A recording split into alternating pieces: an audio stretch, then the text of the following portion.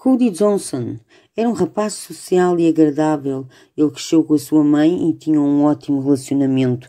Ele tinha 24 anos e o sonho de criar a sua própria família e parecia destinado, já que ele morava em uma pequena cidade para onde a sua mãe se mudou com ele quando ele tinha apenas 4 anos, pois ela queria que ele tivesse uma vida mais segura. Eles foram viver para uma pequena cidade turística chamada Kispel, no noroeste de Montana. Um dia, em um almoço da igreja que ele frequentava, conheceu Jordan Graham. Jordan era uma mulher tímida e não tão social. Era reservada, tinha 20 anos e compartilhava do mesmo sonho que Cody de criar uma família. Ela trabalhava como babysitter de diversas famílias locais e crianças eram a sua paixão. Eles começaram a namorar, mas Jordan era tão religiosa que não queria ter relações íntimas antes do casamento e Cody respeitou a decisão de Jordan e os dois se deram muito bem. Cody disse à sua mãe desde o início que queria fazer dela a sua esposa. Para ele tinha encontrado a mulher dos seus sonhos. Alguns gostaram da influência que Jordan dava a Cody, pois ela o fazia ir muitas vezes à igreja com ela. Mas outros temiam que o seu relacionamento fosse um pouco unilateral, já que era notável que ele fazia tudo por ela e que ela não retribuía com o mesmo esforço. Um amigo de Cody chamado Jeremiah Erdbold chegou a comentar isso e uma outra pessoa chamada Anna comentou o mesmo e disse também que ele sempre queria sair com ela, só que ela dava sempre uma desculpa para não ir e que nunca os viu nem de mão dadas, nem mesmo a flertar. Por esse motivo, muitos dos seus amigos ficaram surpresos quando, depois de namorar por pouco tempo, mais que um ano, Cody pediu a Jordan em casamento e ela aceitou. Ela era reservada, mas ainda assim ela revelava que o amava. Kimberly Martinez, que foi convidada, dama de honra, ficou muito feliz por poder ajudar com o casamento, mas ela reparou que Jordan parecia muito animada para a parte do planejamento, só que não para a parte do casamento real. E quando o tema era esse, notava-se que ela ficava meio irritada, disse ela. Ela também perguntou algumas vezes se estava a fazer a coisa certa ao se casar com Cody. E Kimberly disse que se tens dúvidas quanto a isso, devias falar com ele. Quando o grande dia chegou, o casamento, os amigos e convidados de Jordan ficaram chocados com a realidade que aconteceu por detrás da fachada das fotos do casamento. Ana contou que a noiva estava meio que balançando a cabeça como se estivesse chorando histericamente pelo corredor. Não foi nada bonito. Uma noiva normal ficaria muito feliz, com meter lágrimas pelo rosto, com um sorriso olhando o noivo. Só que quando ela lá chegou ao altar, nem sequer o olhava nos olhos. Ela parecia ser uma pessoa muito tímida, mas na verdade, como ela já tinha dito a amigos, ela tinha dúvidas em relação ao casamento. Já Cody estava muito feliz com o casamento e não tinha quaisquer dúvidas em relação a isso. Quando chegou a noite de núpcias, ela estava bastante relutante e enviou mensagens a uma amiga. Ela dizia que ele ia querer fazer coisas e que ela não queria fazer essas coisas e disse que usaria como desculpa que estava menstruada e que esperava que funcionasse, pois se ela fosse obrigada a fazer algo com ele, que ela ia enlouquecer. Durante uma semana depois do casamento, as mensagens de Jordan com Kimberly permaneceram. Kimberly perguntou depois se consumaram um casamento, cada mensagem mais melancólica e desesperada que outra. Ela respondeu que não consumaram, ela não queria e estava muito nervosa com isso. Cody conversou sobre isso com o seu melhor amigo Jeremiah Erdbold, que percebeu logo pela conversa que não consumaram o casamento. Independentemente desse problema conjugal, tudo ia bem e principalmente Jordan deveria ter pensado que era só uma questão de tempo e que mais tarde esse problema seria resolvido e como sempre Jordan a respeitou e esperava o momento certo. Em um domingo, Cody e Jordan, depois do culto da igreja, foram jantar no Dairy Queen e foram depois para casa. Nessa noite, o casal acabou por discutir e Jordan mandou mensagens à amiga a desabafar. Ela disse que Cody a segurou e que então ela se afastou e ela pegou as chaves e arrancou. No dia seguinte, Cody devia ter ido trabalhar, mas ele não apareceu. O seu patrão e colegas ficaram preocupados porque ele sempre era o primeiro a chegar. Já há 48 horas desaparecido, O seu patrão começou a ficar preocupado e chegou a ir à casa dele, só que ninguém abria a porta. Então decidiram entrar na casa deles para procurar pistas sobre o paradeiro de Cody. Uma amiga de Cody, Anna, quis esclarecer com Jordan e chegou até mesmo a ela e perguntou qual foi a última vez que ela o viu. E ela disse que naquela noite ela tinha ido à garagem para ver se ele estava lá. E não estava. Logo de seguida o viu sair com alguns amigos em um carro preto com placa de Washington e desapareceu na esquina. Desde aí não soube mais nada dele. Os amigos decidiram contar à polícia.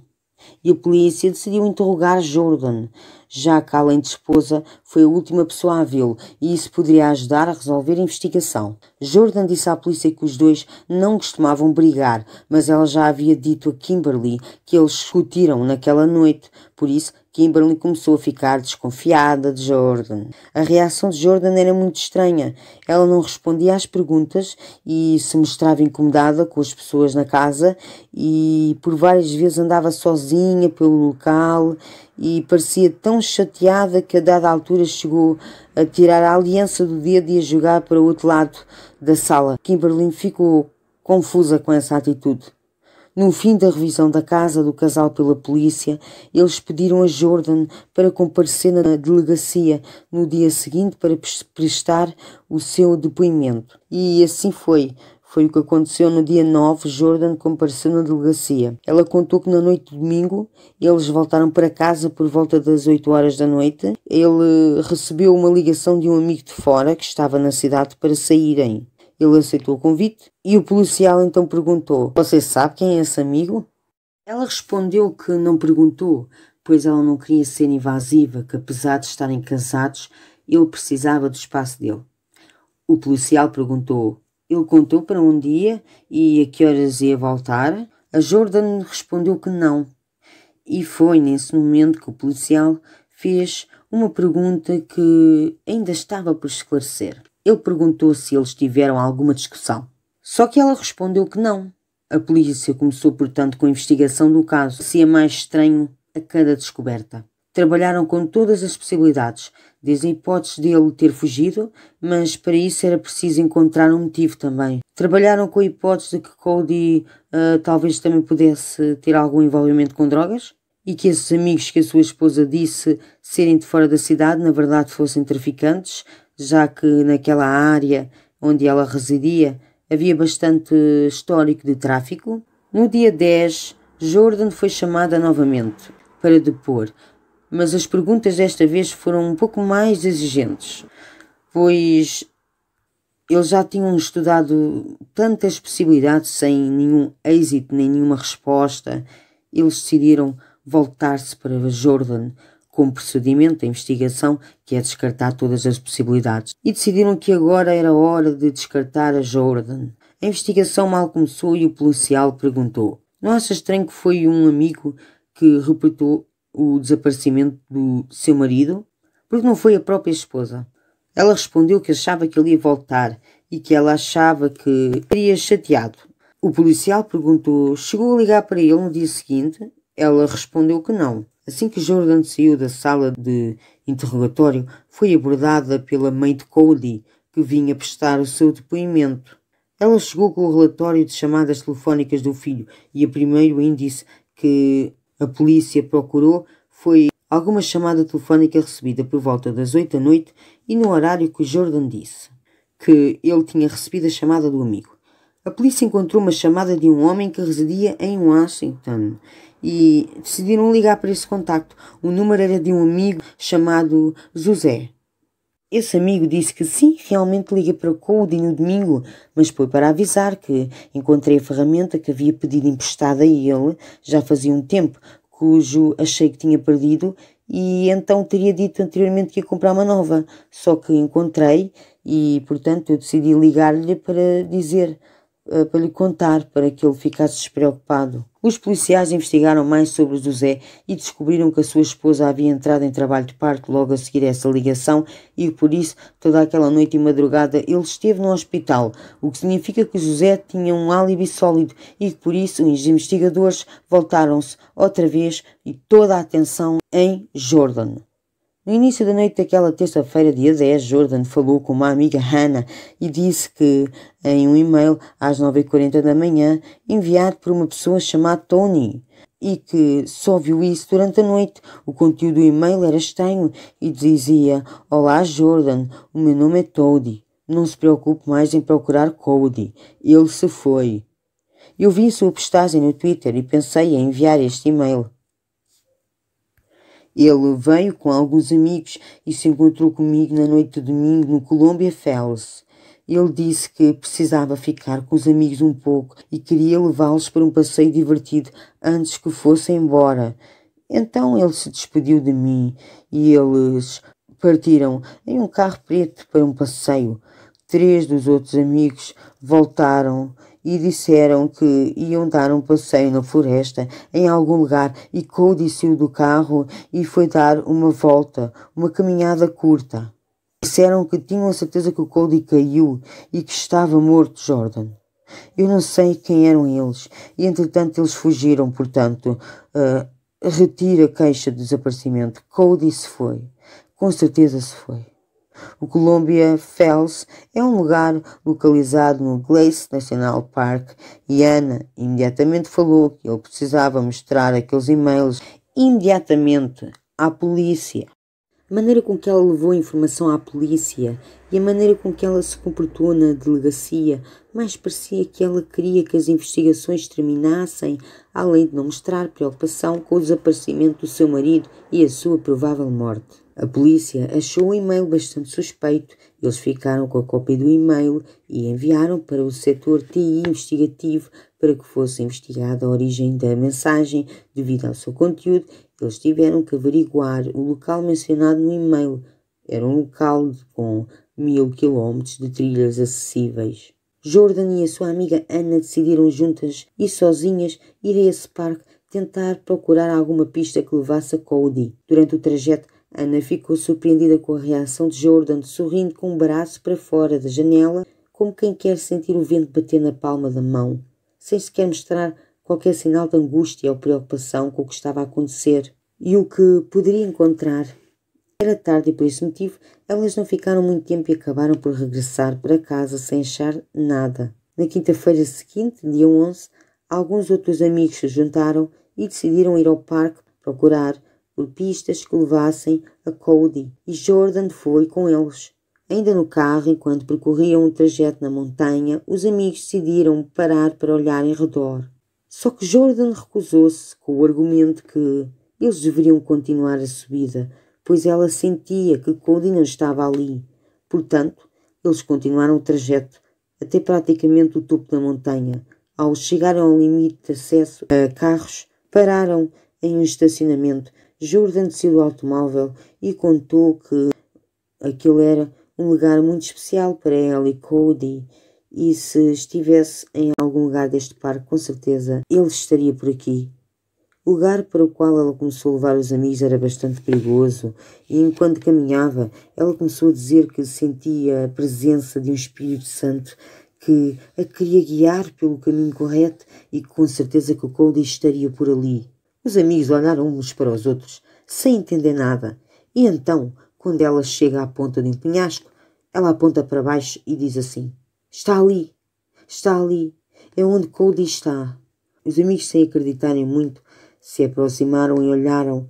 Alguns segundos depois perceberam a presença de um corpo, no fundo de um penhasco, a 100 metros de profundidade. Foi nesse momento que chamaram a polícia e o local onde o corpo se encontrava era tão difícil o acesso que foi preciso um helicóptero para chegarem ao corpo e Cody foi identificado no critério. Os familiares e amigos de Cody ficaram arrasados com a descoberta. Chegou o dia do funeral de Cody e, para espanto de todos, Jordan passou o tempo todo a mexer no telemóvel e, a partir desse momento, todos passaram a desconfiar de Jordan. A viúva poderia ser a responsável pela morte de Cody. Após esse acontecimento, uma amiga da Jordan, a Kimberly, foi até à polícia e decidiu contar os factos que ela não tinha contado antes, pois ela não acreditava que Jordan fosse capaz de tal coisa. Ela contou para a polícia que Jordan, no fundo, não queria casar com Cody. Ela parecia ter muitas dúvidas quanto ao casamento, principalmente no dia da cerimónia, e ela parecia que não queria ter nenhuma relação íntima com o Cody. E na noite de núpcias, ela estava com medo de ser pressionada a fazer alguma coisa, porque eles dois mantinham o celibato.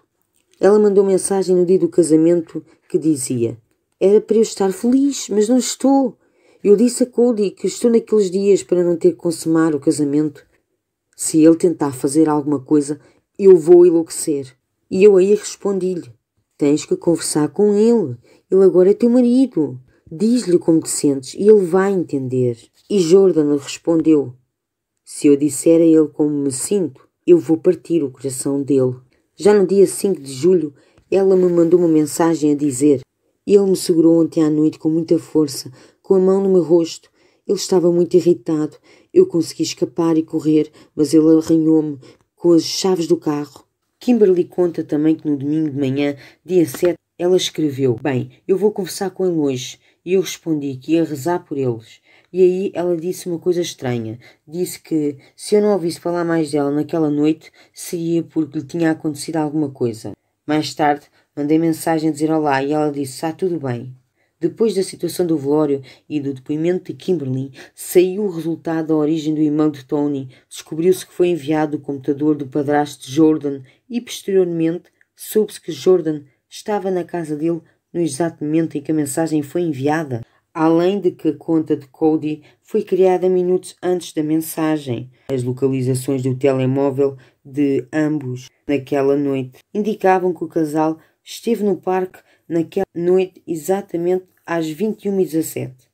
Com essas informações, a polícia pôde obter as câmaras de segurança de estacionamento e foi possível identificar os dois a chegarem ao parque na noite em que Cody desapareceu, e isso trouxe a resposta para o facto de que Jordan ter encontrado o corpo de Cody com tanta facilidade em um imenso parque na montanha através de informações divinas, como ela dizia. Como o parque estava sob jurisdição federal, o caso foi passado para o FBI e foi anexado ao caso todas as provas substanciais encontradas. E em junho do mesmo mês, eles prenderam Jordan. No momento da prisão, ela não mostrou qualquer emoção. Somente quando as provas contra ela foram apresentadas, principalmente as imagens dela e o Cody a chegarem ao parque na noite em que ele desapareceu. Neste momento, com as provas na mesa, Jordan chorou. Quando ela se acalmou, ela conseguiu dar uma nova versão. A Jordan disse que ela não estava feliz com o casamento e decidiu contar a Cody. E contou, e por causa disso tiveram uma discussão muito feia. E depois disso decidiram ir dar uma volta no parque. Dar um tempo e relaxar. Ela disse: nós adorávamos ir àquele parque. Quando lá chegámos, fomos caminhar e enquanto conversávamos e meio que começámos a discutir de novo, o Cody começou a gritar muito alto e me segurou com força pelo braço e eu falei comigo mesma: não, chega, eu não vou deixar isto acontecer comigo de novo. E nesse momento, no impulso, eu me defendi e empurrei-o. Ele caiu e eu fui para casa. No caminho eu sabia que ia ser acusada pelo que fiz e por isso eu tive que dar um tempo a mim mesma. Na segunda-feira eu desapareci e fiquei pensando que poderia contar para as pessoas para que elas não desconfiassem de mim e eu me perdi. Não premeditei fazer nada, foi só um acidente. Jordan permaneceu presa enquanto guardava julgamento, mas os advogados entraram com um pedido de informação que, arguida, não apresentava riscos à sociedade. No dia 9 de setembro, esse pedido foi aceito e Jordan foi liberada com o uso de tornozeleira eletrónica em prisão domiciliar até à data do julgamento. Essa decisão revoltou amigos e familiares de Cody. Um mês depois, em outubro, ela foi indiciada pelo homicídio de primeiro e segundo grau, doloroso e culposo, e por isso ela voltou para a prisão. O julgamento teve início em dezembro de 2013, 5 meses após o acontecimento, e Jordan se manteve apática em todas as audiências. No dia 12, ela alterou o seu depoimento para tentar abrandar a sua pena, onde dizia sempre ser inocente, para agora se declarar culpada. Ela disse que o que fiz foi imprudente, mas foi um acidente. Eu não percebi direito onde estávamos e o quão perigoso era aquele local. Eu apenas reagi para me defender. Foi tudo um erro. mas mesmo assim eu compreendo as consequências dos meus actos e, portanto, eu me considero culpada. O julgamento não foi difícil para a acusação e a defesa não tinha muitos argumentos, apenas que Jordan agiu para se defender, só que todas as mentiras contadas para os amigos e familiares não ajudaram em nada. Assim, no ano seguinte, 27 de março de 2014, Jordan foi condenada a 30 anos de prisão, sem direito de liberdade condicional. Ela não chegou sequer a mostrar arrependimento ou pedir desculpa para os familiares e amigos de Cody.